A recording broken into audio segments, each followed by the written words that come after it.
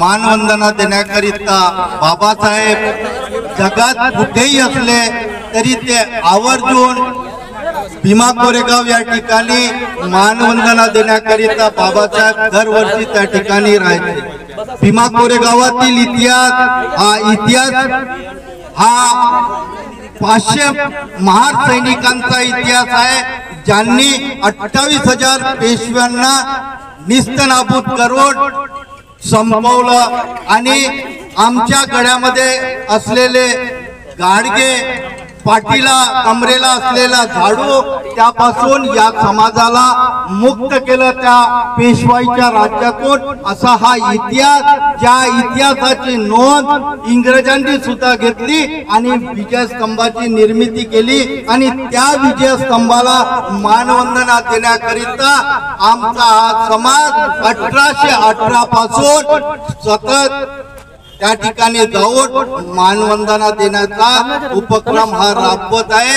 आणि या उपक्रमाला गेल्या 2 वर्षापासून मयूर मेश्राम आणि त्यांचे सहकारी पायी ही मशाल घेऊन 650 किलोमीटर हे धावतात। रात्र दिवस ते धावून ही ज्योत ते दीक्षाभूमीतून निघालेली आहे, ते ज्योत घेऊन ते रात्र दिवस म्हणजे 250-300 किलोमीटर ते रोज धावून ते 1 तारखेला भीमा कोरेगाव या ठिकाणी मानवंदना देण्याकरिता उपस्थित राहतात। आणि हा उपक्रम या ठिकाणून यांनी सुरुवात करतात।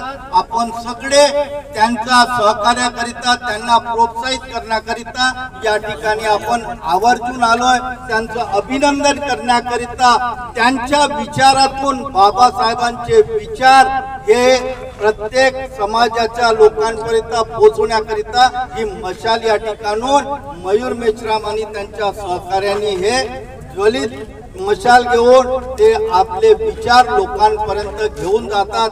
रस्त्यामध्ये ज्या ज्या ठिकाणी जो समाज ज्या वस्तीमध्ये राहते त्यांच्यापर्यंत ते संदेश सुद्धा पोहोचवत आहे। रात्र दिवस धावून बाबासाहेबांचे विचार सुद्धा काय होते ते त्या लोकांना सांगण्याचा प्रयत्न करतात आणि आपले विचार येणाऱ्या पिढीपर्यंत पोहोचवण्याकरिता ही मशाल या ठिकाणून घेऊन ते भीमा कोरेगाव या ठिकाणी पोहोचतील आणि मानवंदना देतील।